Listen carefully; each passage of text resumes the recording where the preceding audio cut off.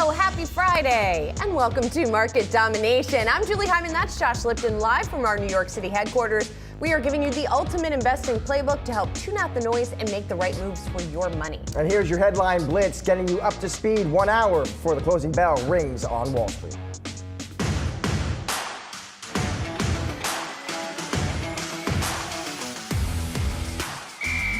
So it could be that these data on the hiring side, while below expectations, may be pointing to a moderating job market rather than a job market that's falling off a cliff. So it could be a job market that's moving into a soft landing, or it could be a sign that things are about to slow down much more sharply in coming months. When you look at the details, the wage growth also slowing down only gradually. I think all in all, this does paint a kind of a soft landing picture coming to scope, at least as we go through the course of the year. We are seeing a very steady increase of Apple's services growing as a percentage of both revenue and profit. So with each new cycle, Apple is able to strengthen its position regarding services, allowing more users and to subscribe to more services and pay more per service and per subscriber. So, this is not only an iPhone story, but an iPhone Plus services story.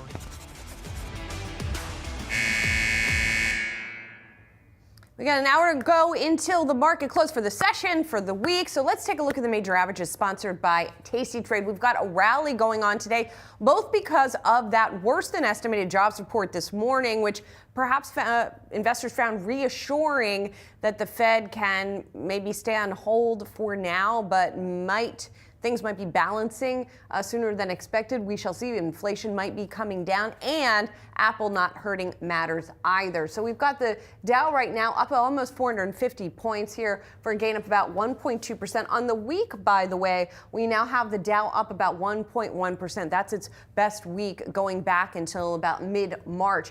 As for the S&P 500, up on the week, but really we have seen this surge at the end of the week, including today with this 1.25% increase, and then the Nasdaq leading the gains up by 2%. And on that last front, if you look at the groups in the S&P 500 and what is moving here today, energy is down, but you've got the XLK, which is information technology, doing the best today, followed by materials and communication services. And if you take a look at the Nasdaq here, the Nasdaq 100 specifically, you see Apple shares leading the gains up by 7% following that not as poor as feared earnings report, as well as that gigantic to $110 billion buyback. So that definitely helping matters here. And indeed, all of this sort of mega cap tech here is rising. One more thing I want to check on before we dig more into the reaction to the jobs report is what's going on in the bond market. And here we have pretty significant push downward in yields back to 4.5%, down by 7 basis points today.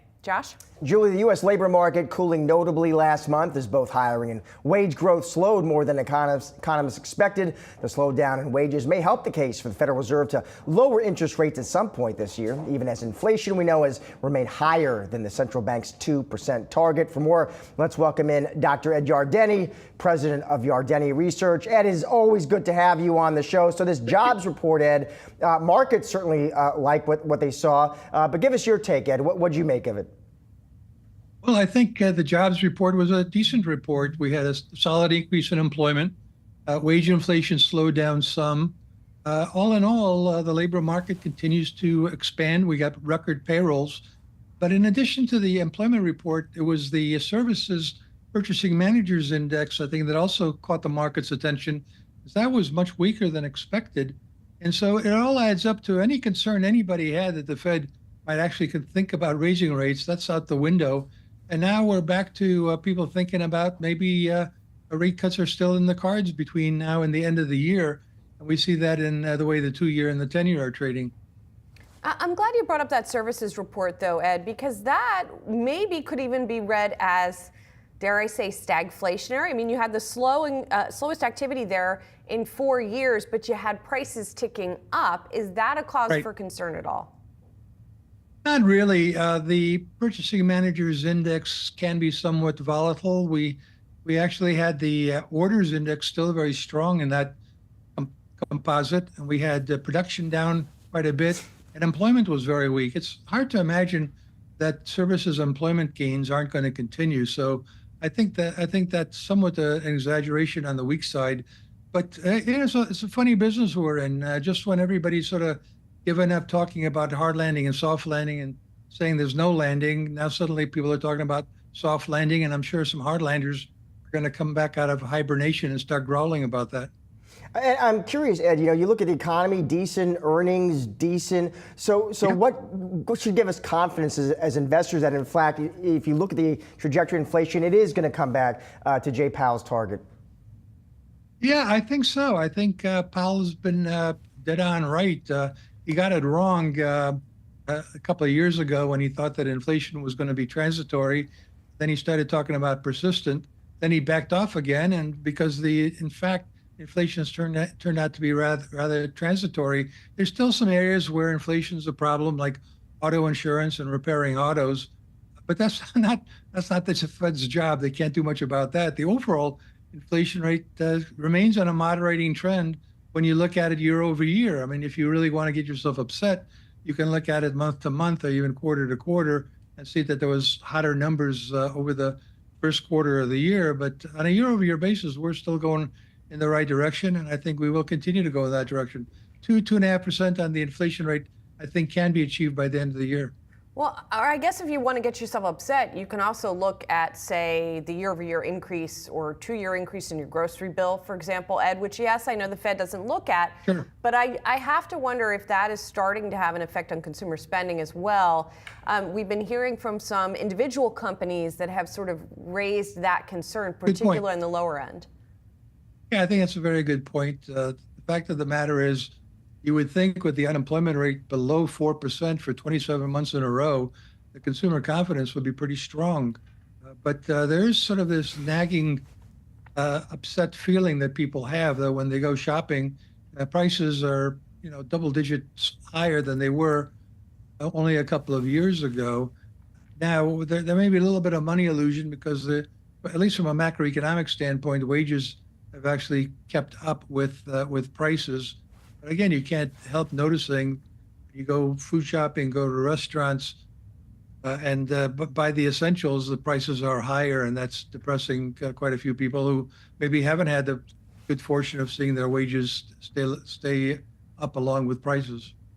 And Ed, if you're looking at inflation, 2.5% by year end, what's your base case, Ed, now for cuts? I mean, do you see cuts coming? And if so, when do you think they start?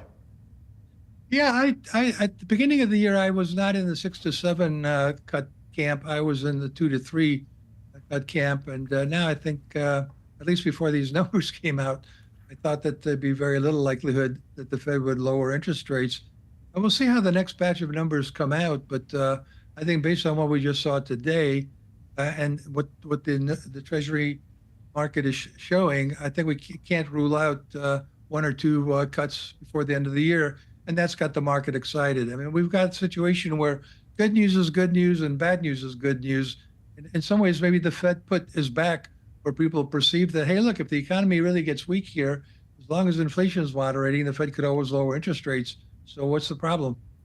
Ed, where do you think the so-called last mile is going to come from? Where do you think that there is moderation to come this year that's going to get us back down to toward the Fed's target? Well, goods inflation has come down. We got deflation again, durable goods, which is kind of the standard operating procedure for durable goods prior to the pandemic. Those prices tended to fall. Non-durables are basically food and energy, so they're commodities.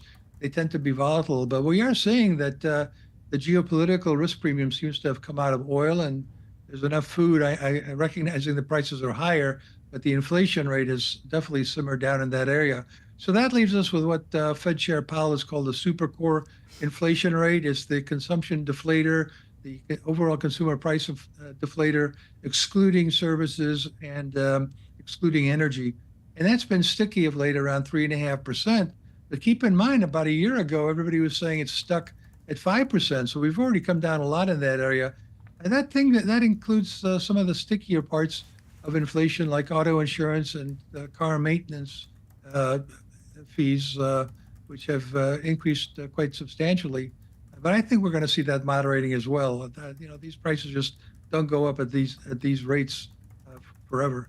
Ed, you're not just an economist, you're a strategist. So as you look at the stock market, where do you see opportunity, Ed? What sectors do I want to be overweight here?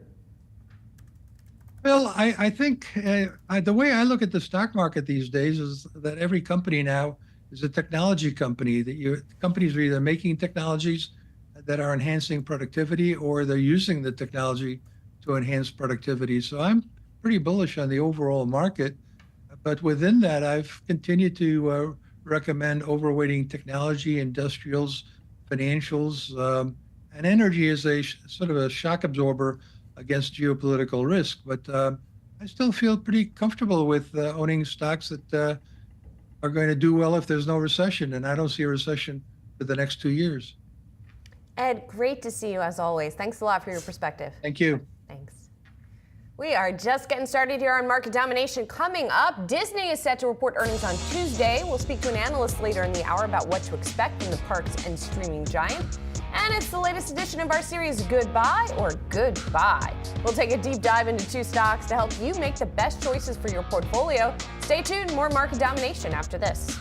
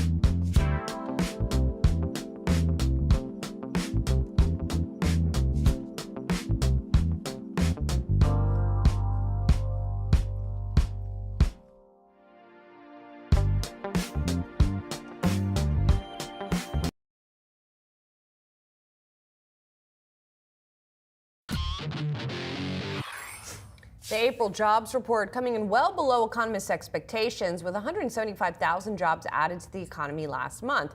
That is the slowest pace of job growth in 6 months. We also saw annual wages jump less than 4%. That's the first time, year over year, that is. That's the first time that's happened in nearly 3 years. Joining us now, Blurina Urici, T. Rowe Price, Chief U.S. Economist. Blurina, good to see you. Thanks for joining us. So as we looked at kind of the breakdown of the jobs report, what stood out to you as sort of the biggest surprise or the biggest area of slowing? So let's look at the number itself. It was a big miss relative to expectations, but we're only thinking about it as a relatively soft report because of those big upside surprises we saw in Q1. 175K is a healthy pace of job creation, and this comes along with a continued deceleration in wage pressures. I think this overall will make Powell feel that this patient approach that he's taken this year is paying off, and it's the right approach. Now, when I dissect the report, one area of concern is the concentration of job growth in April continue to skew towards healthcare and education. Healthcare and education plus government hiring had been strong supporters of employment growth throughout the last 6 to 12 months, and that remains. So should we have an unexpected slowing in healthcare hiring, for instance, because we have now reached the optimal level post-pandemic, this would expose employment growth in the U.S. as to downside risks. The other area of concern as far as this report goes is the unemployment rate. That is now at 3.9%, but it is 4/10 higher than at its trough in July of last year. This gradual increase in the unemployment rate, there's nothing here very abrupt to raise red flags, but that gradual increase, I think it's going to make FOMC members sensitive to the fact that now they need to pay attention to their full employment mandate as well as their inflation mandate. Blurina, you mentioned the wage picture. I just want to dig into that a little bit. So average hourly earnings, Blurina, rose 0.2% in April. They were up 3.9% from a year earlier. That was the lowest monthly year-on-year increase since June 2021. I'm just curious, Blurina, as you look out, what does the wage picture look like from here? It's certainly a very good development. We're moving in the right direction. And I think for the FOMC and for economists such as myself, this is going to be particularly encouraging at the back of the ECI report last week, which showed an upside surprise to wage pressures in Q1. The average hourly earnings measure suggests that we see continued moderation in wage pressures, and we see that across the board. The question here is what's driving this moderation? And again, what we're seeing is that in this business cycle, both consumer price inflation and wage price inflation is slowing, even without a significant collapse in activity and increase in the unemployment rate. For wages in particular, I think that increase in labor force participation for prime age workers and overall increased supply of workers, it's driving this moderation in wages. I would add to this that we're also seeing significantly less labor market churn. So let's unpack this a little bit. What we saw in 22 and early 2023 is that job switchers were getting very large wage increases, much larger than the median or national average wage increases. Now that people are not switching jobs at such a fast pace, wage pressures are moderating as well. So overall, I think it's the kind of report that suggests we can see continued progress on wage inflation because we've seen this positive shock to labor supply in recent quarters. Blurina, just quickly, though, I'm going to ask sort of a different question than I asked Ed Yardeni a moment ago. Yes, you might get that moderating pressure on wages, but you're still seeing consumer prices their growth outpace what's happening with wages. So at what point does the consumer get more squeezed? I think this is a very good question, and we need to be paying attention very closely to trends in retail sales over the coming months, because the consumer has been under a prolonged period of pressure from rising prices. Nevertheless, what is offsetting this is the fact that not only wage pressures have almost kept up with inflation, but job availability has been pretty high. Jobs have been plentiful, so people have been able to work, say, 30 hours a week versus 20 hours a week in the pre-pandemic economy. So this kind of increase in aggregate incomes has really helped. But continued stickiness in inflation, I think, could undermine the strength and the length of this recovery. Lorena, thank you so much for joining us today. Have a great weekend. Thank you. Time now for our call of the day. Apple getting a full slate of price target boosts across Wall Street. Morgan Stanley, Bank of America, JP Morgan, and Raymond James, just a few raising their outlooks on the shares. This coming, of course, after tech giant reporting earnings that beat forecasts, announced that new $110 billion share repurchase plan. There were really two things that stood out to me, Julie. One was the forecast. June revenue guidance, they told us that's going to be up single digits year over year. CFO Luca Maestri told us that actually before the call started yesterday. That was in line with the street, so a relief there, I think. And then, of course, as we mentioned, that capital return program, just a monster buyback, and that was more than many were looking for on the street. I was talking to analysts before that print, they were looking more for like 90 billion, so also a surprise there as well. Yeah, the other thing that stands out to me in the analyst commentary is what people have to say about AI and generative AI. And that's sort of, I wouldn't call it all over the map, but there was some dispersion in opinions about what the company said because we have to sort of extrapolate what's going to happen. The company has not been very specific. And in fact, Laura Martin over at Needham says that has been a mistake. She says we retain our buy rating on Apple because we believe that they're working on Gen AI innovations, but just not communicating them. She says this is a flawed communication strategy in our view, but not fatal to fundamental value. On the flip side, you got Bank of America in its note to investors, led by Wamsi Mohan today, saying that they're confident the company is well positioned in Gen AI. You got our buddy Dan Ives over at Wedbush saying he predicts an AI-driven supercycle starting with iPhone 16 this fall. But it's not because of anything that the company is specifically telling investors. There are sort of hints being dropped, right? Yeah. But there's not a lot of clarity on that strategy. I would just, listen, I would just, my only point to that, counterpoint would be, if you're waiting for Apple to ever tell you exactly what's in their product pipeline, that is not how Cupertino rolls. I think in part what people are reacting to is, frankly, I was actually surprised Cook even talked as much as he did, even in those broad strokes, to talk about, their strengths in AI. And I think they do have strength. I think the fact that they control software, hardware, and chips does mean, in theory, they can pull the trigger and move pretty quick when they're ready to. Well, and that what you're talking about there, that lack of clarity, because analysts are accustomed to it, that's why you still see that sort of level of confidence, I think. Yeah, for sure. Yeah. Coming up, it's the latest edition of our series, Goodbye or Goodbye. We're going to take a deep dive into two stocks to help you make the best choices for your portfolio. Stay tuned, more market domination after this.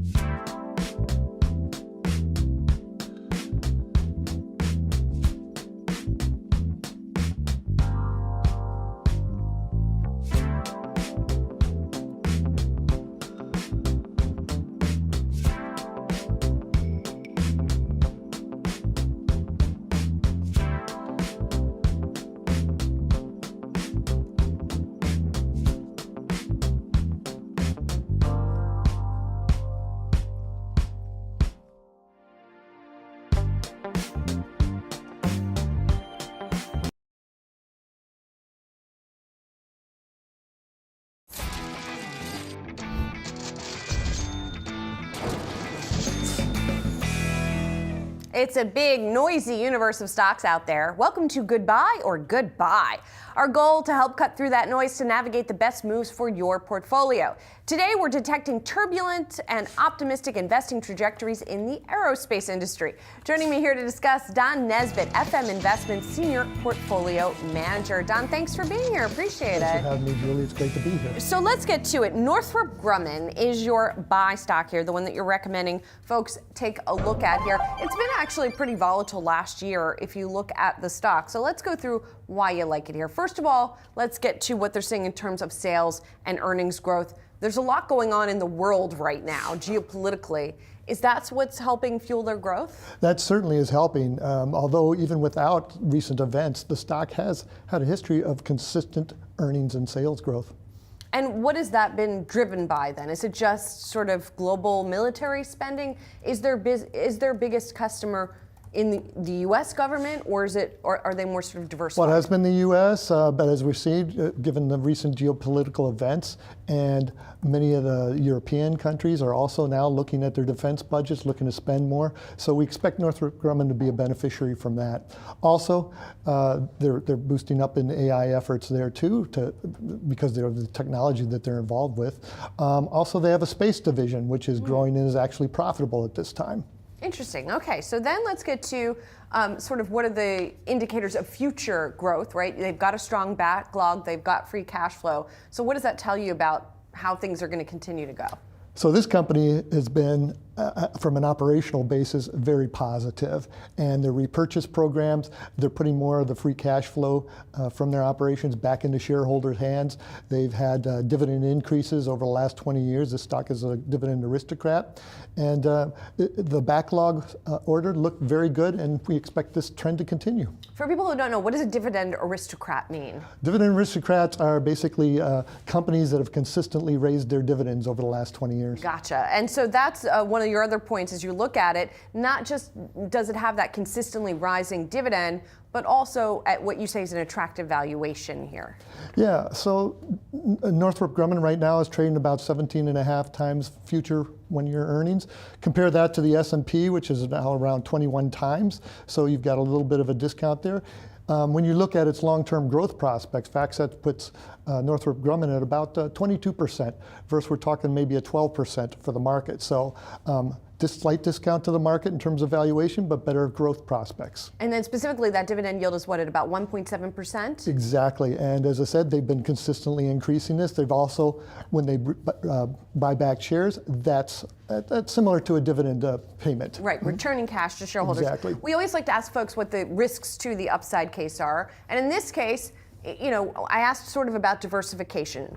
You know, could they be overly reliant on government contracts? Yeah, and that's the thing. Its strength can also be its weakness with the over-reliance on the government. However, you know, they've had a steady business with the government. The second thing is, being in the high-tech area, they could, you know, suffer similar to catastrophes or problems with their products, like our next. Yes, like our next one, which we'll get to in a moment. And I should mention, by the way, I believe you hold shares in Northrop Grumman? Yes, we do. Okay, gotcha. Okay, so let's get to that other one that has suffered some setbacks. Perhaps no surprise, we're talking about Boeing here.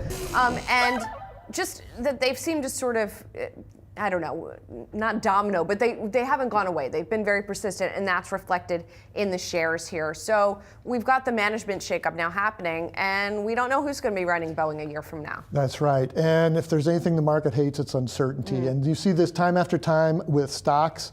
A management change initially, that's uncertainty. So the new management's going to have to come in, prove itself before investors become less fearful. Anybody on your wish list to run Boeing?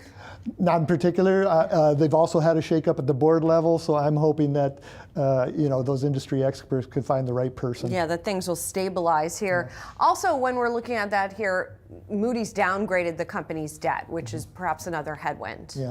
Yeah, certainly credit issues is an indication of quality, And right now, the Boeing is not a high quality name, and it's never good to have your credit downgraded by an agency. Right, and sort of on a related note, this is far from a dividend aristocrat like the last company we were talking about. They don't pay a dividend. Exactly. They stopped paying their dividend in 2020 with the pandemic, and they haven't resumed it since. And right now, they're in no position to actually resume that.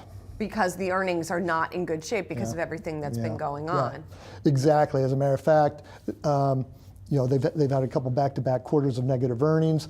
The street is looking to maybe return to positive earnings in the third quarter of this year, but that might be suspect, and it won't be until next year that we're looking for full swing back to positive earnings for the year. Gotcha. Just like we talked about risks to the upside for Northrop Grumman, risks to the risks through the upside case, risks to the downside case here is that investors, maybe say, okay, everything's discounted in the shares already, and we'll look ahead, and that maybe if they do appoint a new CEO, that could help matters. Exactly, and I think before this conversation started, I would preface it by saying I may be a buyer of Boeing in the future. It's just how long. I think for right now, they're operating under this cloud of uncertainty, and that's grounding the stock.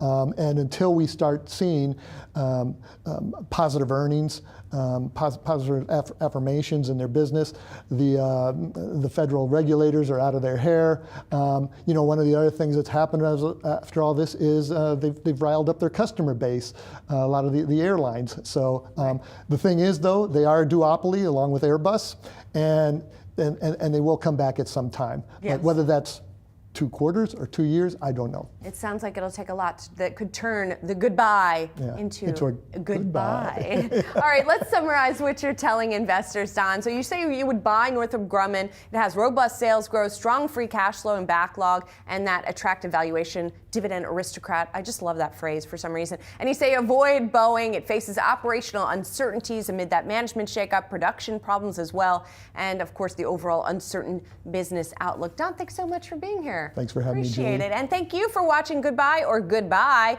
We'll be bringing you new episodes 3 times a week at 3:30 p.m. Eastern. More market domination on the other side.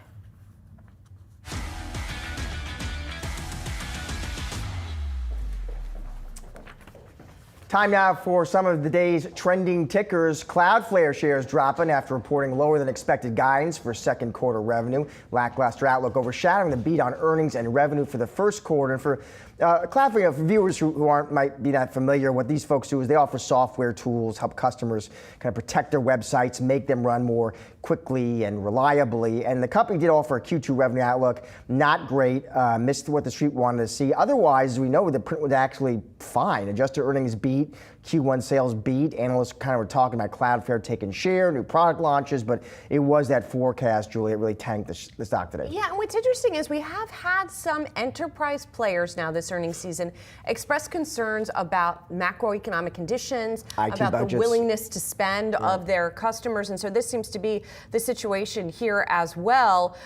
Even though the company did add, I saw 122 new large customers with at least $100,000 in annual revenue. So they, to your point, the numbers last quarter look good. They are growing, but there seems to be this nervousness around some of this IT spending. Fortinet, by the way, was another company also that was out today Yep. with some similar kind of commentary. Let's talk about another stock we're watching today, Amgen. Those shares are spiking as the company says it will no longer pursue a weight loss pill, but instead it's going to focus on an injectable obesity treatment. Yahoo Finance's Anjali Kamlani is here, and it's the frequency or infrequency with which patients might have to use this that is giving it a special boost, it Yes, seems. that's one of the ways that Amgen is looking to differentiate Maritide from the other players on the market right now, saying it could be as little as once a month. But all, of course, hinges on that phase 3 trial, which they have yet to start. They did give us a little tease of the phase 2 data, really just infusing more enthusiasm in the market for this drug. We already saw them do that with the phase 1 trials. So getting to that final point, you can see the stock up more than 11%. Now is up more than 13% earlier today. What this really means for the market, though, is competition for Wegovy and Zepbound. That's Eli Lilly and Novo Nordisk drug. And it's important to look at what has happened in the recent past. We know that Novo Nordisk, for example, is already looking at price drops of its drugs. Same Ozempic is down 40% since it launched in 2018. Meanwhile, Wegovy's price is looking to decrease, allegedly already has, but will be coming down even further. Net price already down. And what we've seen is the amount that these two companies, Novo Nordisk and Eli Lilly, have been able to rake in from these GLP-1s already in a single year. Taking a look at Q1 for both companies, $3.9 billion in the diabetes drug Ozempic and $1.3 billion for Wegovy for Novo. And then meanwhile, Eli Lilly, $1.8 billion for Mounjaro and just $517 million for Lilly, which came on the market last year for Zepbound, the weight loss drug. So just in that short period of time, already getting towards that $100 billion. And so what we're looking at is a really robust market, pricing still a focus. Now, will Amgen be able to differentiate itself that way as well is the question mark. So if you see on your screen, these are the prices, the list prices, it's important to say, of these drugs. Of course, we know that the total price that patients pay can be as little as $25 in some cases. So right now, the focus is how does Amgen differentiate both in the way that MariTide is going to function as well as pricing on the market to compete with these really strong market leaders, and does it pose enough of a threat to the two market leaders once it gets on the market itself? And just quickly, timeline when that would be potentially? Well, the phase 3 trial hasn't even started, and the phase 2 data isn't due for later this year, so we're looking at next year. Got it. Thanks so much. Appreciate it. Well, let's check on Expedia shares. They have been sinking after first quarter bookings fell well below analysts' expectations. The company also trimmed its full year guidance. The shares are down by 15% here. A lot of this company blamed on Vrbo, its vacation rental business, which is, of course, sees competition from the likes of Airbnb, but also more traditional vacation spots. Yeah, they did add, by the way, execs talking about that, said losing share to rivals, Airbnb and Booking, execs talking about spending on the brand, Julie, building it out more, but acknowledging that's going to take some time, they said. Also, it looked like kind of just slower than expected growth in the rest of the consumer business. It looks like as well. And analysts reacting, by the way, they saw a team at Piper, they cut their rating to neutral, saying Booking growth is decelerating. Yeah, and they also did some sort of back-end update that they talked about a little bit as well. Booking, by the way, Booking Holdings also out with its numbers, but Booking shares have been trading higher. The company said room night reservations are going to slow in the current quarter. They blame Mid-East tensions, that's having an effect on regional tourism, but their numbers last quarter did look good. Don't know if we have Booking numbers, but we'll check on that. Trust Julie on that. Yeah, trust me on that. All right, let's also, there it is. Those shares are up today. Let's talk about TD Bank as well. Those shares are under pressure on reports the Justice Department is investigating the lender over money laundering tied to illicit fentanyl profits. Analysts at National Bank of Canada saying the lender could face a hefty fine and earnings hit. Those shares are down 5.8%. Now, it's interesting because the original report on this Justice Department inquiry surfaced yesterday. The shares did fall yesterday, but by less than 2%. They are down more today, and that perhaps has to do with this commentary from the National Bank of Canada, which is talking about what could the effect on this be, that it could be worse. They say the latest revelations, quote, suggest that these issues might not only result in a much larger fine than initially contemplated, but also longer-term implications for the financial performance. Yeah, it's interesting. The bank is telling reporters, listen, we're in a strong position, plenty of capital, liquidity, and capacity, anticipate, continue to plan for additional monetary penalties. But the issue is just the uncertainty for investors, really, because what is the final size of the fine is going to be that the bank can't say right now. So if you're an investor, you just don't have any line of sight there. Right. Moving on, Paramount shares under pressure just hours before the exclusive talks between Paramount Global and Skydance expire. A report from Variety says the deal talks are falling apart. The deadline comes after Apollo Global Management, parent company of Yahoo Finance, and Sony Pictures submitted a $26 billion all-cash bid for Paramount. Joining us now to discuss this is Managing Director at TD Cowen, Doug Kreutz. Doug, it's always good to have you on the show. You know, Doug, on Paramount and Skydance, your colleague there on the street, Rich Greenfield over at Lightshed, told his clients this morning, Doug, expects no deal to get done here. Is that your bet, Doug? I certainly don't think a deal is going to happen between Paramount and Apollo, or Paramount and Apollo and Sony. I think Skydance, I don't know. You know, they've been talking for a while. I think there's some desire on both sides to see the deal happen. You don't always know sort of what the sticking points are until after the fact. I wouldn't be surprised to wake up on Monday morning to find a deal had been done, and I wouldn't be surprised to find that one hadn't been done. So let's take the latter scenario for a moment here, Doug. What happens to Paramount if a deal doesn't get done? I mean, the business has shrunk a lot. The stock has gone down a lot. So what does an independent future look like for Paramount?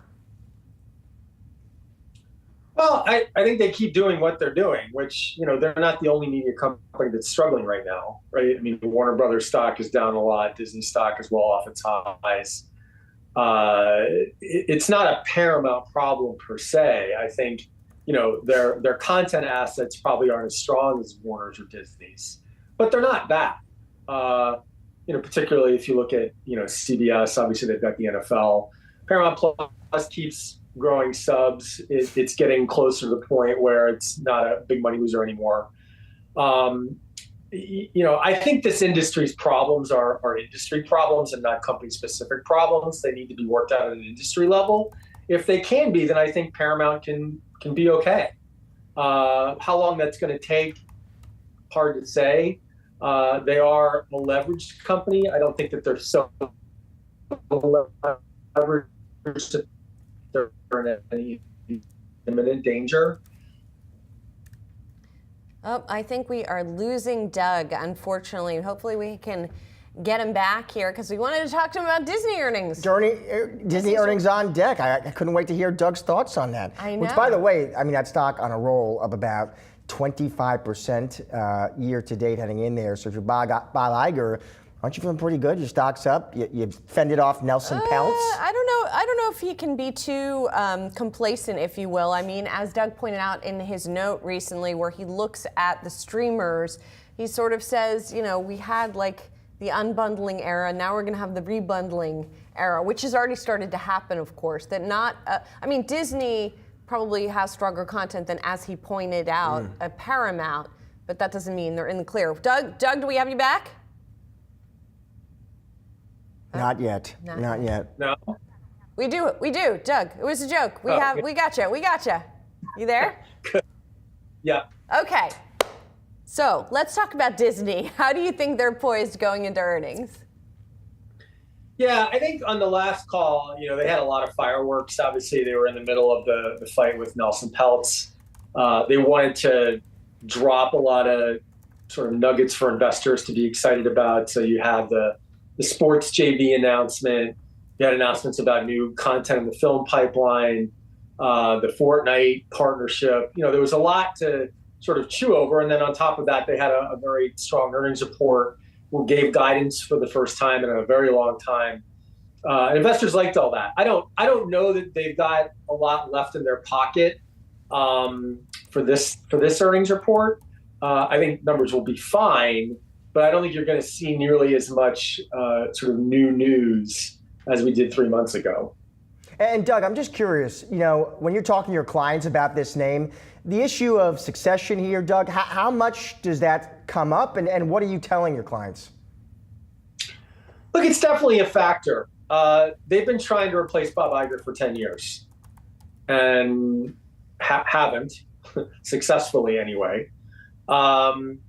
Replacing him is very hard, not just because, you know, he's been, I think on balance, a very good executive. But one thing he hadn't do is developed a really good bench of people who could potentially replace him, right? People like Tom Staggs, Jay Rasulo got essentially pushed out of the company because they were told they weren't good enough. And I think bringing someone in from the outside is just incredibly risky for Disney. They have such a strong company culture that bringing a non-Disney person in I think could go very badly wrong. I think sometimes about what's happening with Boeing right now. and how that once great company, right? What happened after they brought in some non-Boeing people, and I'm not an expert on Boeing, but you can read the headlines. Disney is a similar company in that they have a very strong culture. They're very good at what they do. But if you bring in someone from the outside who wasn't familiar with that culture, there's a chance for damage. Obviously, they just brought in a CFO from the outside, a very highly regarded person. As long as there's a Disney CEO in charge, I think that's fine. But I think if you had a CEO and a CFO in charge of Disney that didn't have history at Disney, that could be very risky for the company. Gotcha. Doug, thanks so much. Thanks for your persistence there. Appreciate it. Good to catch up with you and have a great weekend. Thank you. Coming up, a street fight mentality for fast casual dining. That's what McDonald's says it needs to win over a cautious consumer. We'll discuss next on Market Domination.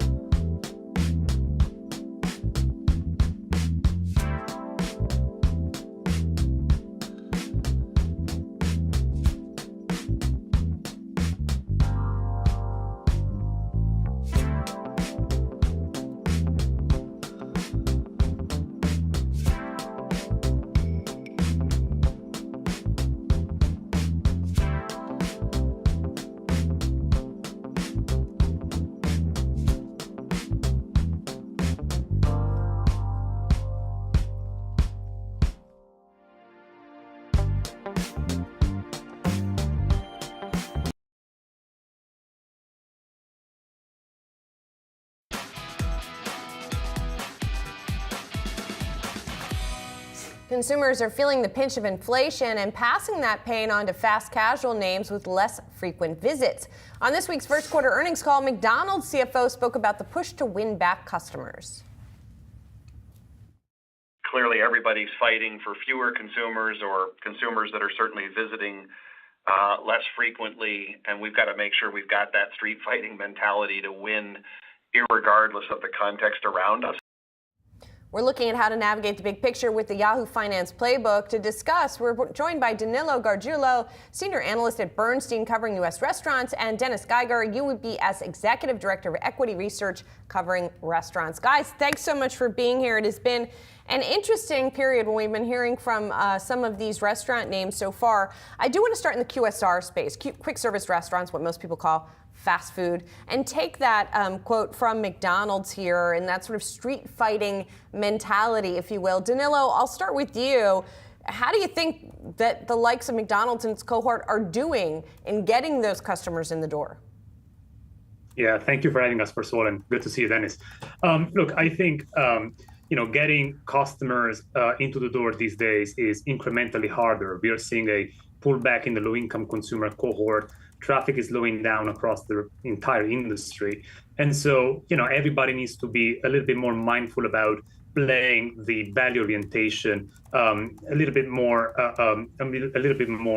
carefully these days. And McDonald's has been fairly openly talking about bringing incremental value onto the table, but we think it's going to require some alignment with franchisees, and that is, I think, the big question mark going forward, because franchisees, to be able to fund and to be able to align on this national value platform, they will need to really be excited about the level of profitability that comes with it in a context of profitability just starting to resurge in 2023 after significant dips in 2022. So the playbook is out there. The question is going to be alignment with franchisees. Dennis, I'm going to bring you in here, and we'll start there. Same question, Dennis, maybe just high level, as you look across the companies in your coverage universe, Dennis, how are they doing in getting customers to come in and spend some money? Yeah, no, thanks for having me. And I would say a few things. I think we've certainly seen an industry slowdown across the industry. That includes QSR, fast food, over these last several months, right? Maybe early in the year it was weather, but these last few months, it clearly seems like the restaurant consumer is slowing. Whether that's savings are down, interest rates are up, obviously pricing is up broadly, including meaningfully at restaurants over the last few years. I think you're clearly seeing some softness on the part of consumer demand, consumer spending, and there's a bit of bifurcation, it feels like, where that lower income consumer, you're hearing from a lot of the restaurants that's where some of the softness is starting to play out. And I think, as Danilo kind of suggested there, it feels like promotions, values, discounts, has to probably be a bigger part of the industry's value proposition right now than it has been over the last 12 months. And you heard it from McDonald's. The call was so heavily focused on value, and trying to win on value and highlighting value to customers. Starbucks kind of did the same thing on their call this week, and so I think clearly these restaurants are seeing this softness, many of them at least, and they're trying to cater to the customer to highlight that value proposition, to bring that traffic back in the door.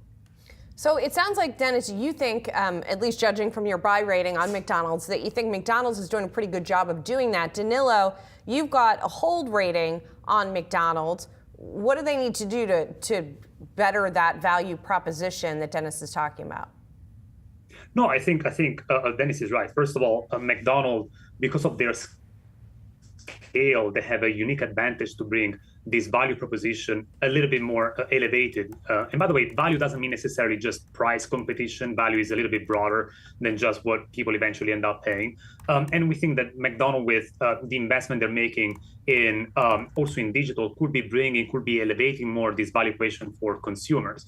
The problem is when it comes to pricing itself, again, franchisees at the end of the day are setting their prices. And so one of the reasons why, we are staying a little bit on the sideline is, we don't have full conviction that the franchisee system will be supporting a significant price battle or price war. And the competitive environment is not static. And so last time that we saw a real price war was in 2018. And that one was a street fight. It was creating some significant challenges across the rest of the industry, with also a high elevated level of disappointment from franchisees. And again, mastering and balancing the act of convincing franchisees, restoring the profitability, while at the same time trying to convince consumer to come back in a slowing environment for the low-income consumer, it's extremely hard, and it might require a little bit of time to be pulled off. Dennis, bring me back in here. I want to get your take, Dennis, on Chipotle specifically. What a run, Dennis. It's already up about 40% this year. You tell your clients, I know this one is still a buy at these levels. How come, Dennis?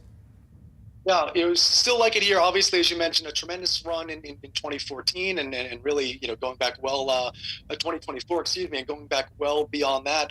If you look at the results here, solidly positive traffic, solidly positive same-store sales growth, growing stores in the U.S., 9 to 10% or so, earnings growth, well north of 20% as they're expanding margins. We still think fundamentally the story here is very strong, even as that valuation has continued to creep up. And some of what we're talking about right now with the consumer, with the importance of value, and Danilo talked about it, value means, different things. It's not just absolute low price point.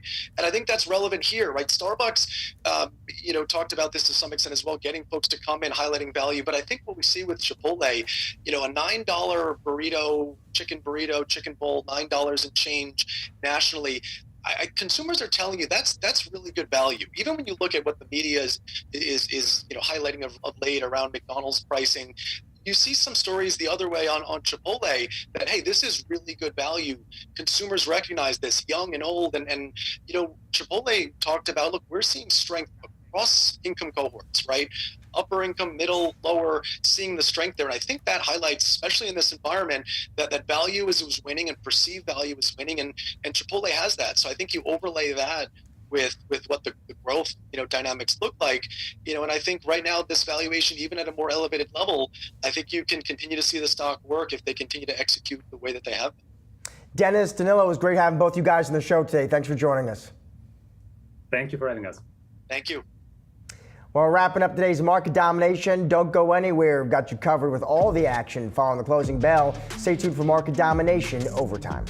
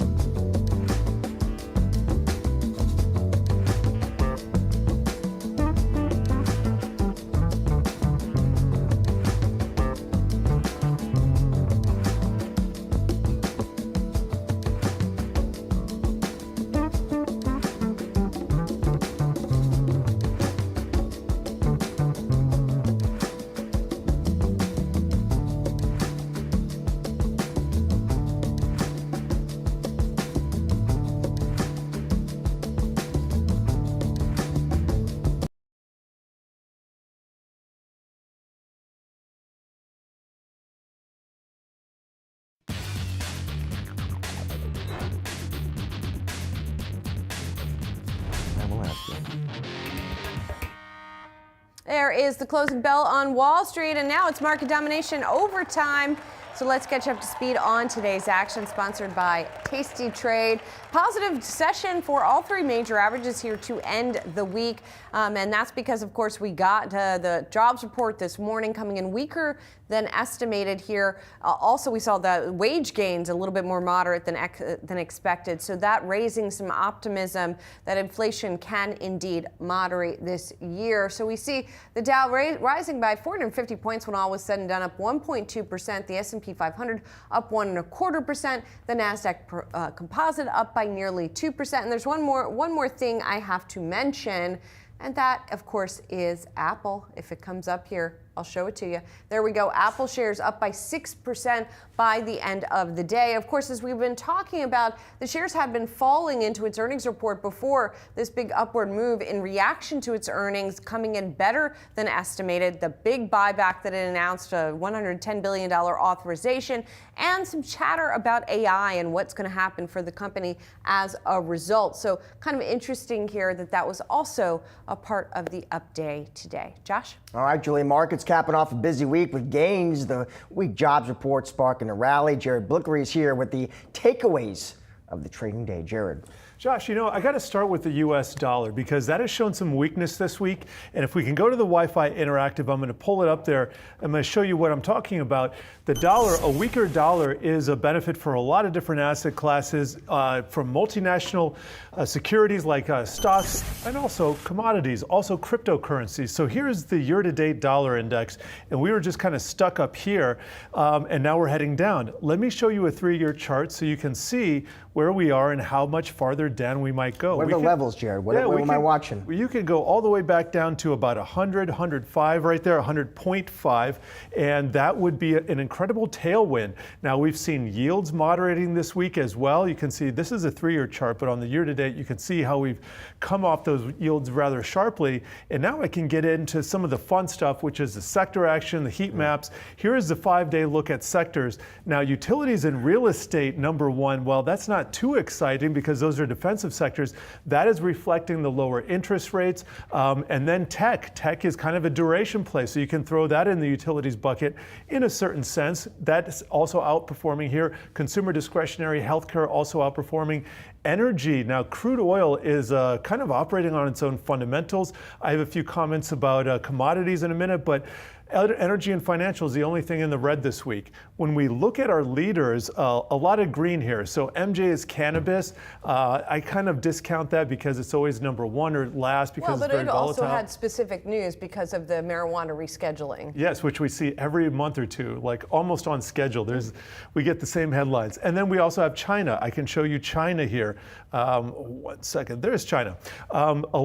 China's on holiday right now. They had in Asia a market holiday. It was Labor Day on May 1st. So everybody took it. And now China's taking the rest of the week off. I think they come back to market on Monday, so we'll have to see what happens then. But then in the commodity space, I mentioned that. Let's see if we can get some futures action here. More red than green. So commodities not really taking advantage of that dollar weakness. And Josh loves to talk about sell in May and go away. Yeah. Oh, yeah. And now it's May. Well, here was one question for Jared Blickery on this seasonality, which we do talk about, right? The fact that we're talking about it, Jared, why isn't it priced in then? It only accounts for maybe 1/3. I would say it accounts for up to 1/3 of price action, and it can easily be overridden. So if you have factors like the Fed comes out of left field with a surprise decision, it doesn't matter what the seasonality is. You're going to see stocks do whatever they want to do in reaction to the Fed. So it's just a backdrop, and so I call it a tailwind. But if we go back to the Wi-Fi Interactive, I'll show you the seasonality map that has been working well this year. This comes from Ryan Dietrich over at Carson Group. So he's specifically using these years right here. These are all election years going back to 1956 when we had a big start to the year. So Q1 was up more than 5%. What happened this year? Well, we had that big drop in April. It might have front run some of this weakness that we're seeing here. So basically my mindset, you see this little bottom here, that's basically that's at the beginning of June. I think we have the tendency to see more weakness over the next few weeks into early June, but it doesn't have to happen.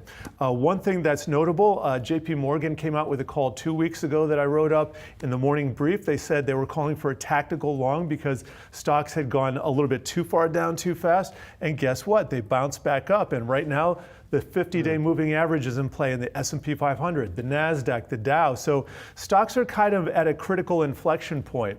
There was one final thing I just wanted to note here is that meme stocks have really come alive this week. And to your point, Julia, these are earnings stories.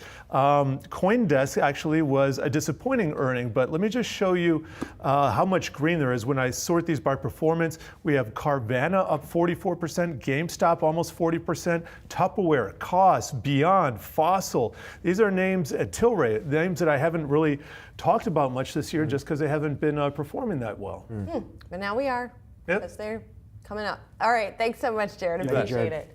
Well, 80% of S&P 500 companies have now reported earnings for the first quarter, and growth is up 5% year over year, coming in better than anticipated, according to FactSet.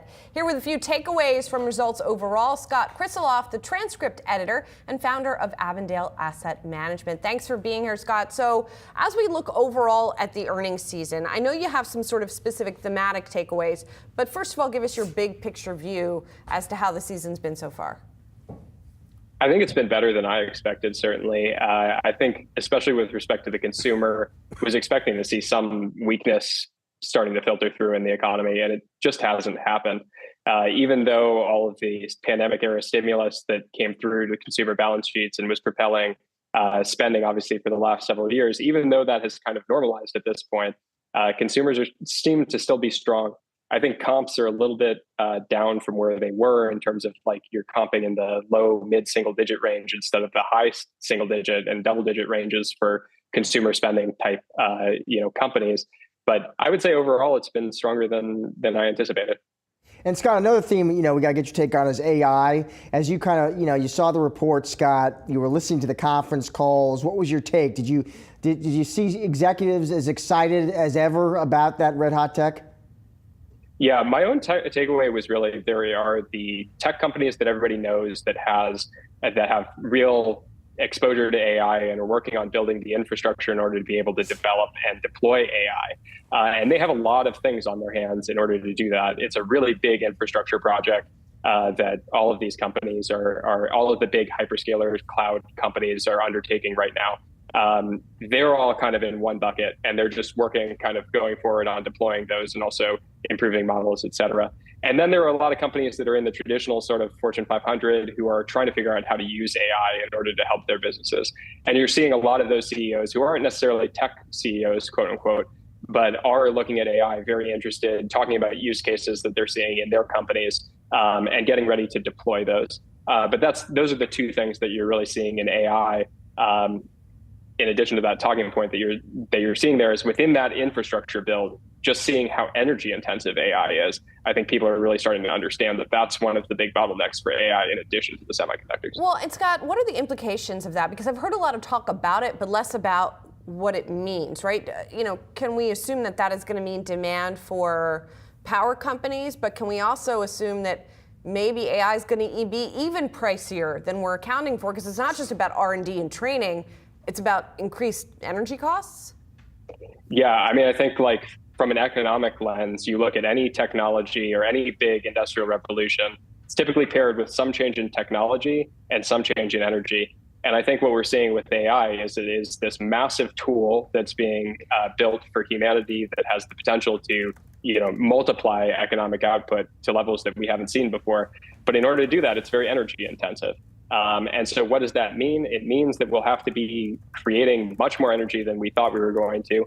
Traditional renewable sources like wind and solar, I think we're already having trouble scaling to where people thought they were going to be needed for, just traditional economic growth.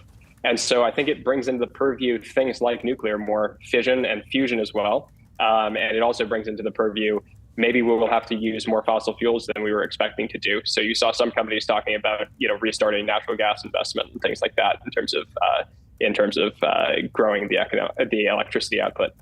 Scott, but obviously that has climate change implications. Scott, another topic to get your take on inflation.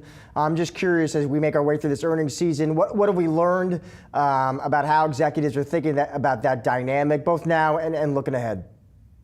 Yeah, I think the vast majority of executives that you're seeing are kind of in the consensus that we're seeing across markets and what the Fed was talking about this week of basically you're seeing inflation that's stickier than was being expected, that the Fed's going to be on hold with respect to interest rate decreases.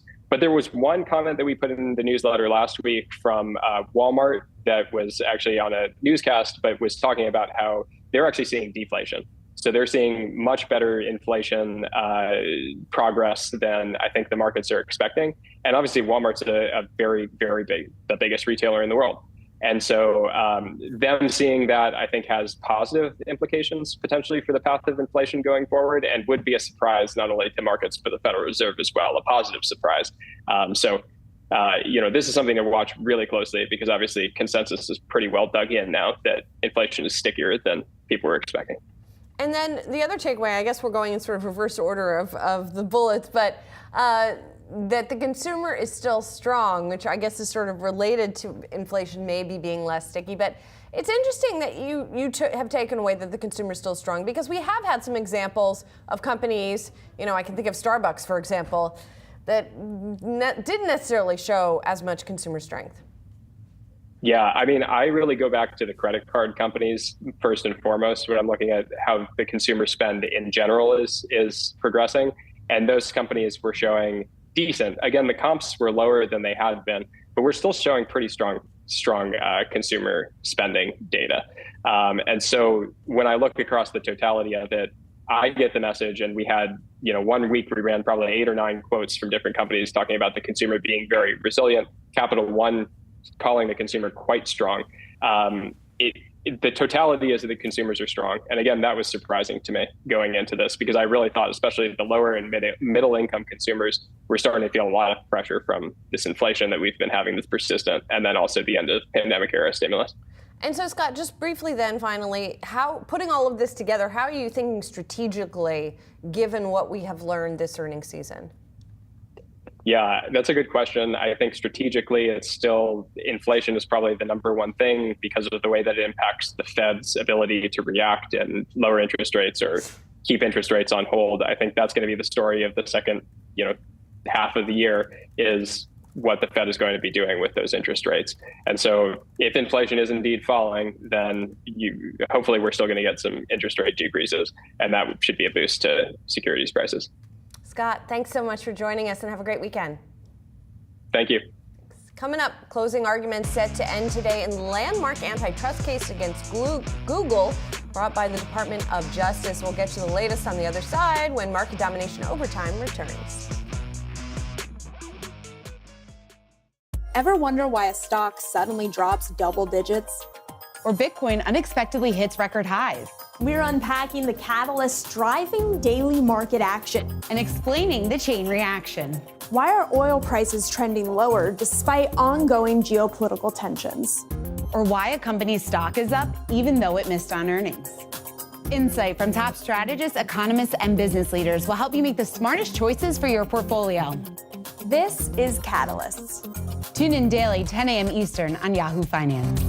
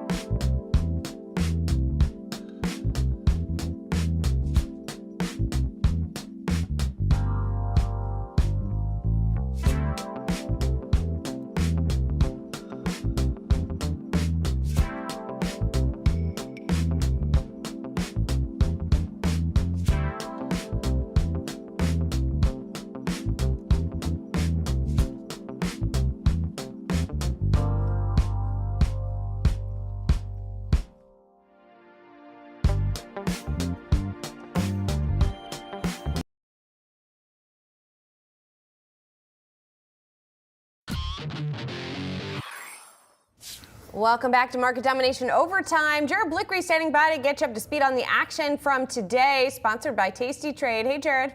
Hey, Julie, and let's put the Wi-Fi Interactive behind me where we have a bullish close to the week. And in fact, we have eked out bullish closes for the week on all three majors, plus the Russell 2000. And here's the Dow up 1.14% over the last 5 days, 450 points of that today.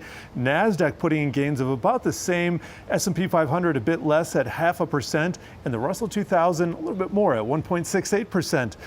And we want to check in on what crypto has been doing this week. I think it's been really interesting. This is Bitcoin gain today, up 5%, but it's had kind of stalled out a little bit. Here's a year-to-date chart. Now, after we hit these record highs, just short of 75,000 earlier in March, we've basically been trading sideways, although we just dipped below. And that would be par for the course for crypto and for Bitcoin if that was a false breakdown and then we just head higher. Now, if we get below 60,000 again, maybe we're going to head lower and we'll hit one of those round numbers underneath that, 50, 45,000, but we don't want to get ahead of ourselves. I do want to talk about some of the flows that we were seeing this week.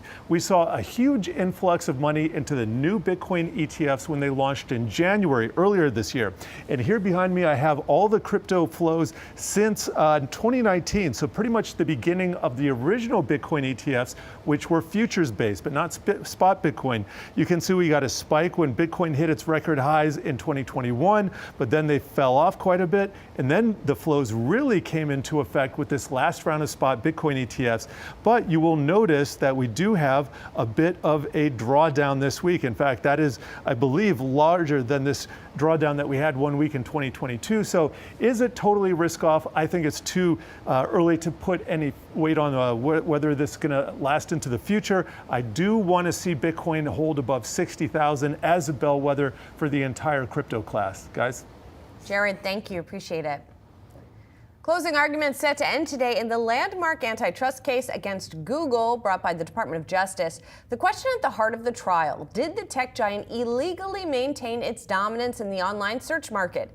Here with more on what we've heard so far and what could be next is our Alexis Keenan. So, yes. What's the big takeaway now that the closing arguments are finishing up? So yeah, finishing up. They're still going. These are 2 really long days.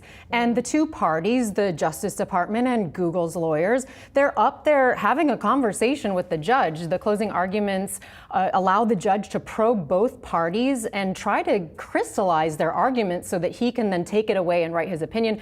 That could be expected months, weeks from now. We just don't know. Now, the central question here: did Google monopolize markets in search and search advertising? That's the first question. And did they abuse those monopolies if they have them? So that's what the judge is grappling with. And they're looking at these contracts that Google entered into with various parties, right? Smartphone manufacturers, Apple, Samsung, browsers, Mozilla's Firefox, Verizon, mobile carriers, all kinds of parties that touch this mobile ecosystem and also desktop ecosystem to make Google search the default on those devices. Also, did Google block next generation devices from being able to run rival search providers? So that's at the heart of this, these contracts. Now, the judge so far has questioned, well, how come there aren't newcomers to this search market? Why do we have these same old folks at the table that have been there for a couple decades, right, in most cases, including Yahoo, of course. And so that's one question that the judge has put to these parties. Also, he's asking, on the other hand, well, what about Instagram, TikTok, ByteDance, Facebook? Are those substitutes for advertisers? Like, are advertisers really being harmed here? So he's worried about consumers, worried about advertisers, all these parties that play in the system, the ecosystem of search. The DOJ, for its part, has said that these contracts are blocking rival search engines from being able to scale. The one thing, right? They need distribution in order to even make their product better, like Google has over all these years. On the other hand, you have Google saying, nope, our 90% share in this search market. That's because we are the best, and that's why consumers are partnering with us. So those are the opposing arguments here, but just take a look briefly at the dollars at stake here. In 2021, this came out at trial. Google paid a total of $26.3 billion of its total $258 billion in revenue to secure that default placement for its search. That's across all of those parties that I talked about earlier.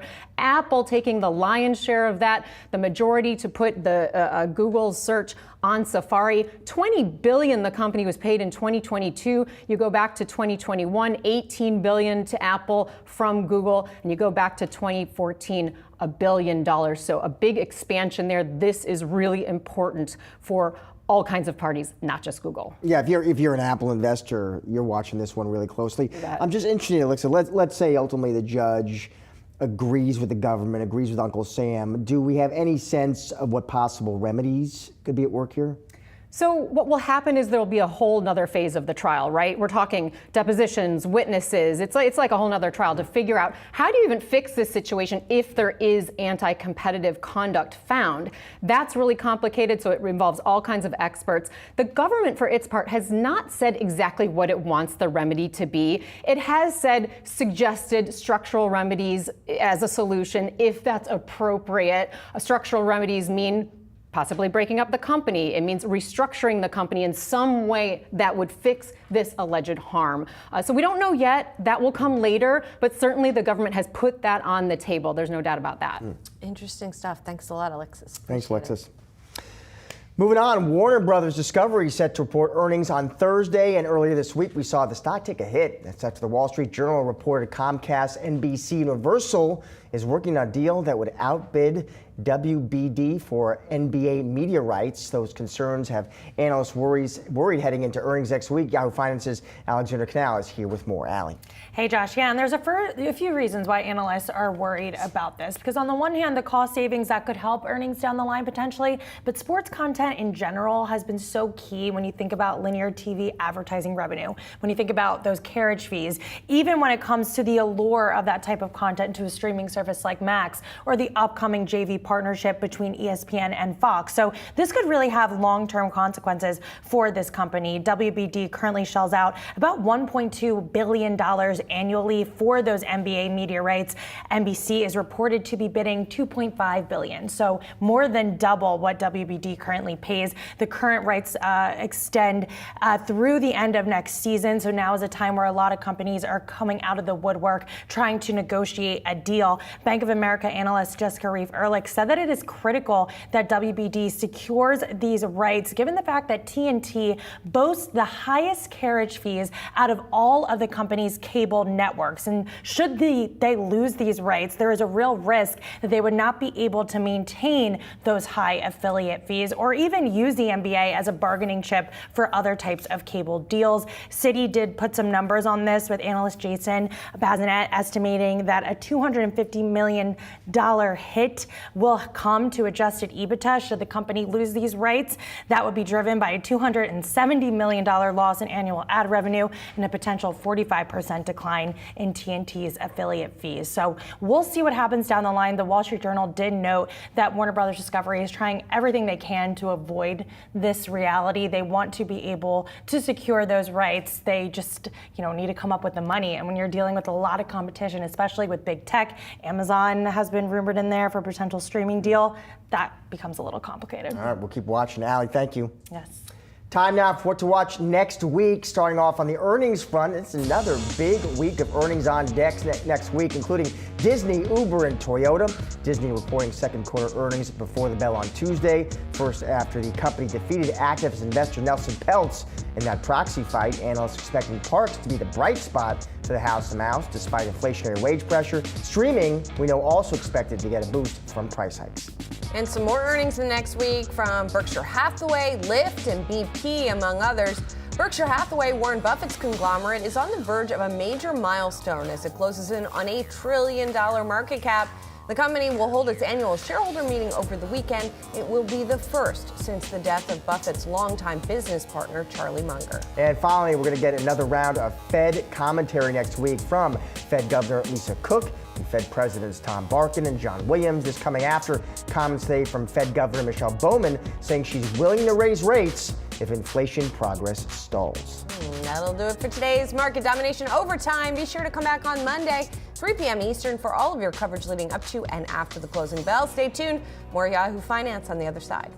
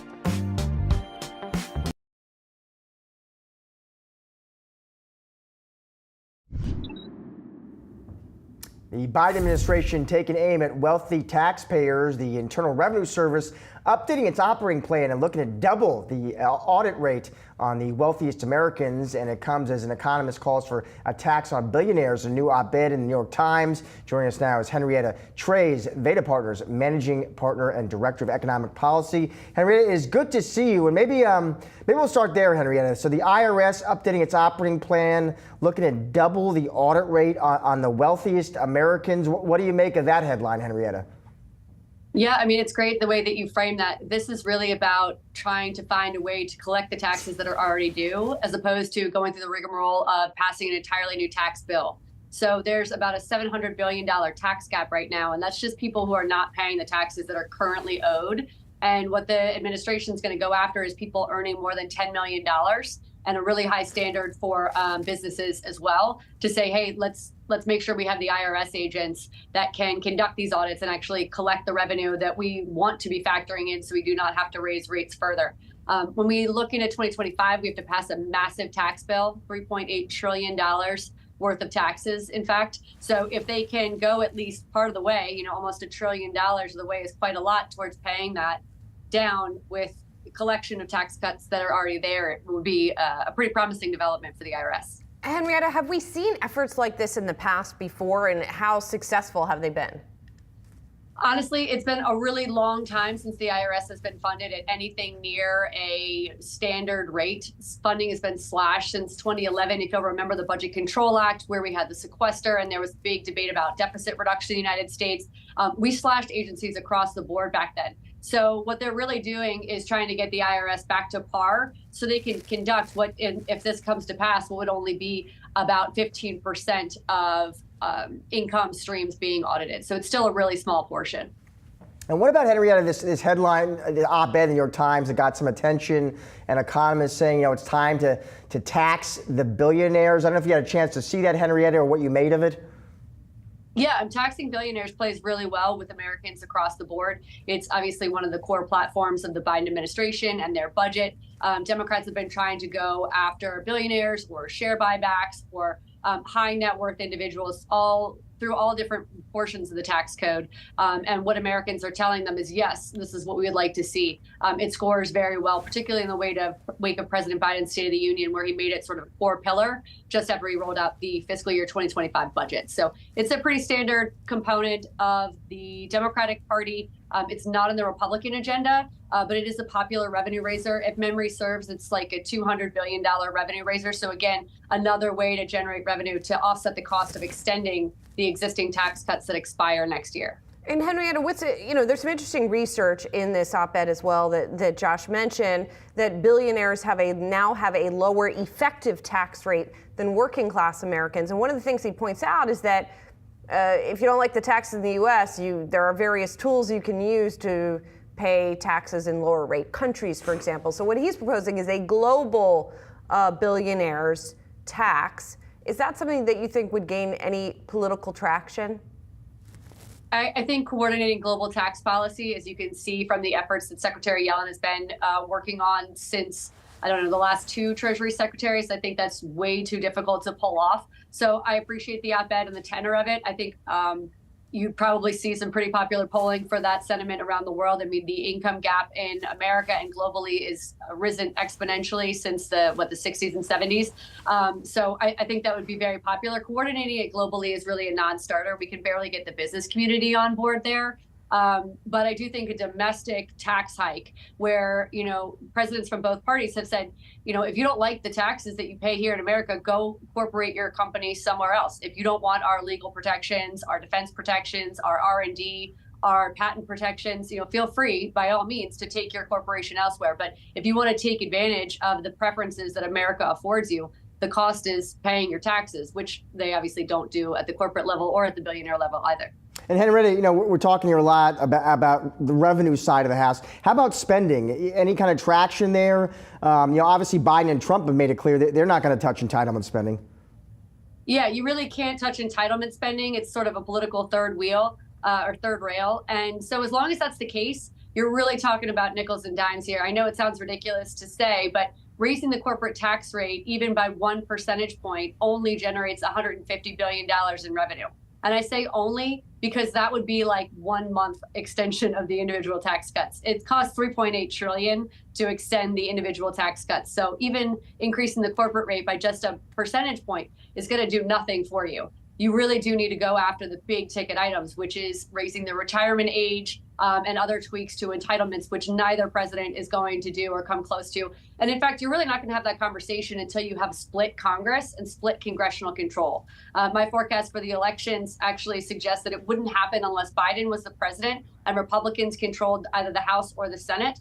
And after we get through a debt ceiling conversation in early next year and the tax reform bill, then we start having a conversation about deficit reduction. It would largely mirror 2011. And the hallmark of that 2011 effort was that, in fact, we got no deficit reduction. So even if they had the conversation again, we're a long way from entitlement reform, regardless of who the president is. And Henrietta, just quickly, you gave your projection there for what we might see come November. In terms of the tax rhetoric that we're about to get, once former President Trump gets out of court, perhaps we'll be getting a return to the campaign trail and more perhaps talk about policy. Give us a little preview of what we can expect to hear from both sides on taxes specifically as we head into the fall.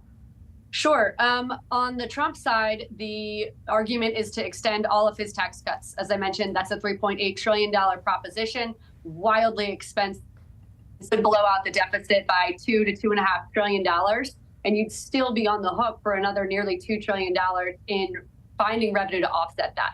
So for the Trump scenario, the question you have to ask yourself is, do you want the state and local tax deduction to remain expired and capped at $10K, which is what we would see continue? That's about a $908 billion revenue raiser. So half of the rest of the gulf you need to fill. And then the other portion that the Trump administration would try to impose is a tariff, which is otherwise a tax on consumers for everything coming in from all nations, whether that's China or the EU or Mexico or Japan, much like we saw in 2018. And those tariffs are, of course, still with us. So the President Trump idea is 10% tariffs across the board. That is almost his entire revenue plan. It would generate $2.5 trillion.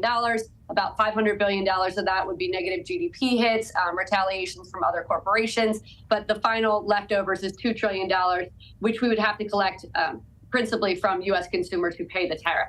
So I don't expect any of those tariffs to go into that extent, but I do think a 10% hike at a minimum on imports from China, which right now are tariffed at about $370 billion worth of goods from China are being tariffed at between 7.5% and 25%. So you could see those tick up by 10 points. Under a Biden administration, what you would see instead is the top tax bracket, the 37% bracket, which is for very high net worth individuals, would rise to its old 39.6% threshold. And that's the principal offset that the Biden administration has. They'd also propose a share buyback tax. I'm sure you'd hear a lot about the billionaire tax. I don't know if they'd ever have the votes to pull that off. But the basic question is, would you rather have tariffs and tax cuts for everyone, or would you rather not have tariffs and see the top tax bracket, people earning above $1 million for families filing jointly, see that tax bracket hike? That's really the question of the election and massive implications. Henrietta, we always appreciate the chance to have you on the show. Thanks so much for joining us. Thanks for having me. Stick around, more Yahoo Finance after this.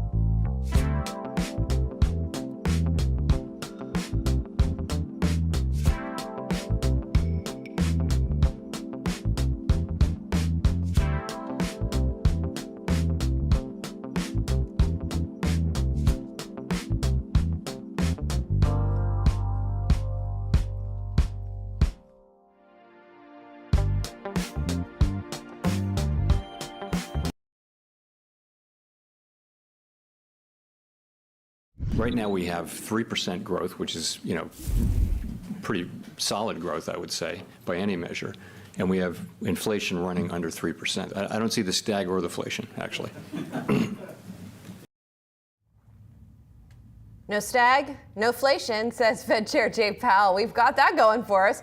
But no one in America seems happy, at least if you look at some of the recent consumer confidence surveys. Here to break down the disconnect and what this means for President Biden's reelection efforts is our Rick Newman. So, Rick, no stag, no inflation?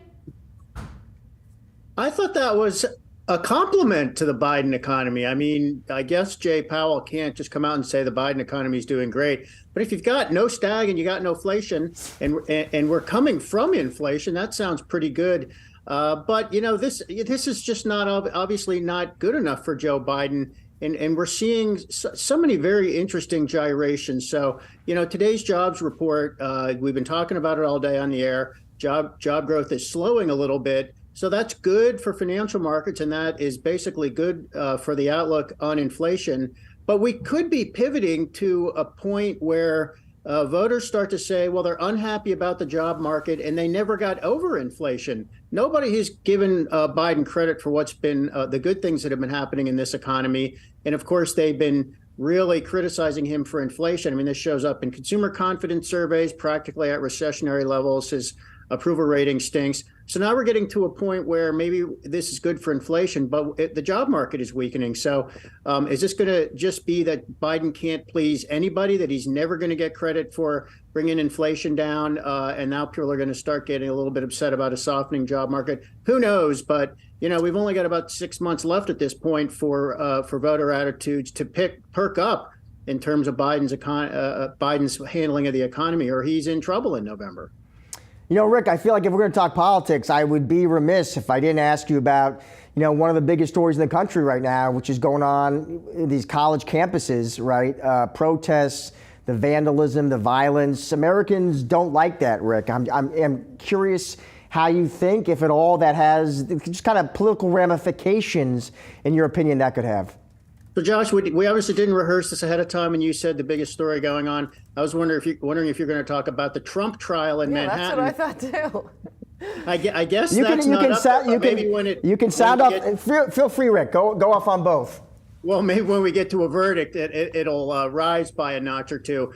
Biden did address what's been happening on campuses this week, and he did not side with the students for the most part. I mean, he really did address the anti-Semitism that has been seeping out through some of these protests. So I think we have to think about where is this whole situation going to be by about October of this year. Will this war have wound down? Will we see some improvement in the situation over there? Especially, I think, Rick, I think it's sooner than October. I would guess, like, okay, do you see it at the DNC convention is what I'd be looking for. I mean, I don't think this is the 1960s. I mean, in the 1960s, when we did have it at the DNC convention, I mean, that was the United States being involved in a war and thousands of Americans dying in a war.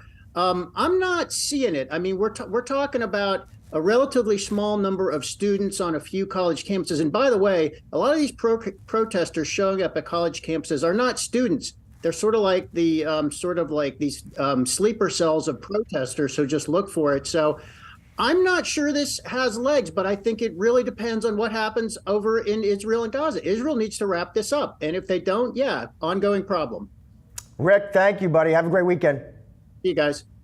The Biden administration finalizing requirements to qualify for Inflation Reduction Act electric vehicle tax credits. That's a mouthful. And China hawks are not happy. With more, we are joined by Pras Moranian. Pras, what is the story here? It's not that straightforward here. There's a couple components here, but the big part is, starting in 2025, critical minerals in the batteries cannot come from countries like China or foreign entities of concern. So that's a problem. But they're out giving the automakers a bone here and saying, hey, stuff like non-traceable, low-value minerals like graphite can still come from China through 2027. So we'll allow you to do that, but we're going to ban you from doing more important minerals from China. This is all part and parcel to the two-stage sort of requirement system where you have the battery components, battery minerals.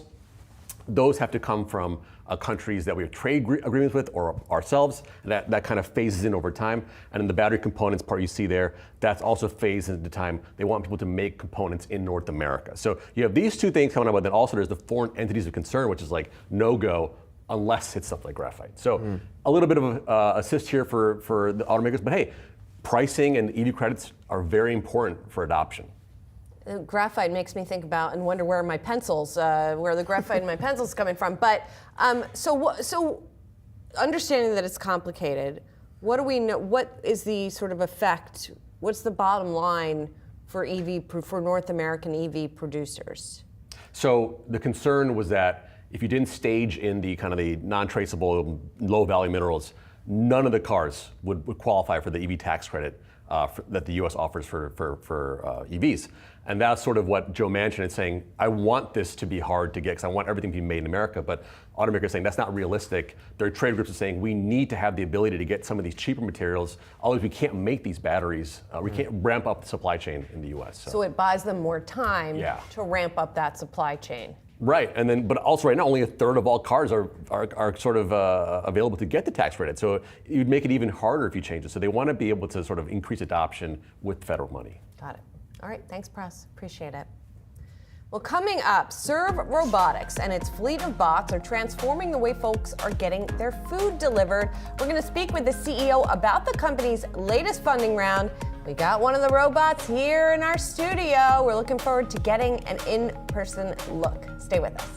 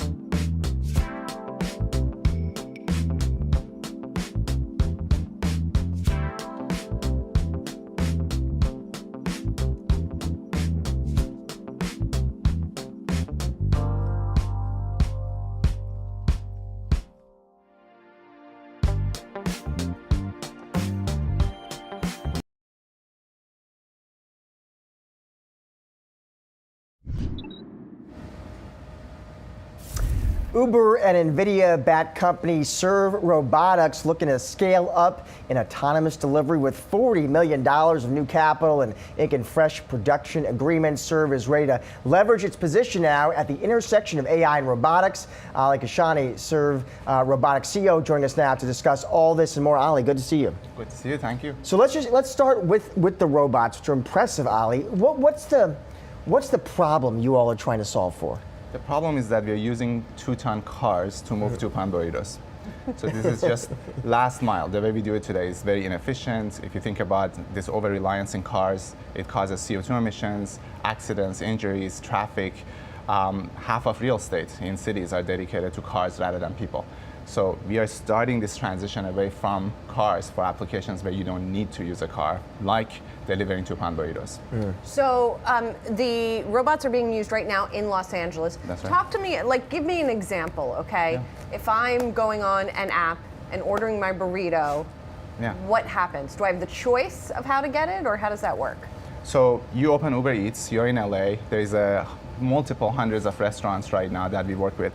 And if you place your order, just like any other order, you automatically are opted in to use a robot. It would receive your item from the restaurant, show up at your door, you go downstairs, press a button to unlock, grab your food. Does it have to be, though, within sort of a certain radius of both the restaurant and your home? And That's right. I don't know, does it go on the side? I have so many logistical questions. Does it go on the sidewalk? Does it go on the road? How fast can it go? How does all that work? It goes on the sidewalk. It can cross intersections. It can go 6 to 7 miles an hour maximum speed, but mostly it's slower than that. It's just in the sidewalk kind of flow of traffic, and it's a couple mile radius. But half of all deliveries in the United States are less than 2.5 miles. So most deliveries it can actually fulfill. And what's been the response, Ali, of regulators across the country to this tech? Very positive. So the first thing to keep in mind is that by default these robots are allowed to operate anywhere. But 20 plus states have put regulations in favor to encourage us to launch the robots there. And fundamentally, one robot has 3,000 times less kinetic energy than a vehicle. So regulators understand that this makes roads safer. Rather than what you're dealing with self-driving cars, it's always a question of, is it actually safer than humans right now? We know that for a fact. This is safer than a car doing the same thing. But it has the advantage of reducing congestion and CO2s, and also bring the cost down for the local businesses that right now are struggling with the cost of delivery. So it might be easier than operating on the road, but I imagine still, we've talked a lot lately about a possible autonomous taxi business from a Tesla or from an Uber for that matter. What have you learned are sort of the biggest challenges in moving around an autonomous vehicle, or in this case, a smaller robot? So the world is chaotic. You're on a sidewalk, we've had to deal with goats, among other things. There's everything that you can imagine that is going to happen. So you need to learn. You need to learn how to adapt. I think every company in this space that's going to have a fleet of things moving by themselves is going to have to deal with that. We are just one step ahead because we've been now doing this for a few years. We've been on Uber's platform for a couple of years, delivering to tens of thousands of households in Los Angeles. So we've learned a lot in that process, but it's all about just fine-tuning your AI, fine-tuning your SOPs, learning how to respond to those oddities of real world. And Ali, not everybody loves robots. Vandalism. Most do. most do. But seriously, vandalism, theft, is that an issue? In years of testing and operating these, we've had one case when someone tried to steal a robot. The robot came home by itself safely, it escaped. They were arrested within 30 minutes. So generally a bad idea to steal a robot. People mess with robots, kids like to mess with robots. All you have to do sometimes is play dead, they get bored, they walk away. These robots deliver at a higher success rate than human couriers do today, by a wide order of, by a wide margin actually. So that includes, the failures include all the cases of vandalism or people messing with them. Does it navigate by cameras, by LiDAR? How does it work? And how did that robot get away when somebody was trying to mess with it? It was loaded on the back of a truck. It jumped off the truck. It jumped off the truck? Came home unharmed. It's crazy. We have the video posted on social, but it uses LiDAR. It has one LiDAR on top you can see. It has cameras, so it's a fusion of sensors that happened to be what I did my graduate studies on years ago, so it became quite relevant, and it can navigate the sidewalk environment quite well. Just very quickly before we leave, What's your sort of long-term plan? Sell the company, go public? What? I mean, obviously you're only deployed in a few places for now, so I know you got a long path ahead of you. Yeah, so we actually went public a couple of weeks ago. So we are on Nasdaq right now. Right. Yeah, SERV. So we have a contract with Uber to launch 2,000 robots on their platform. Obviously, we've been working with them for some time. Now we want to expand that. And we just signed Magna International to be our contract manufacturer. They're going to build and scale the robots with us. We have some incredible partners. NVIDIA is one of our largest investors and partners. The chips inside here are from NVIDIA. And obviously, Uber is our main partner that helps us scale. Thanks so much for being here, and thanks for bringing the robot, too. Appreciate Pretty cool stuff. Appreciate it. Well, that'll do it for today's Yahoo Finance Live. Be sure to come back on Monday, 3 p.m. Eastern, for all of your coverage leading up to and after the closing bell. Have a great weekend.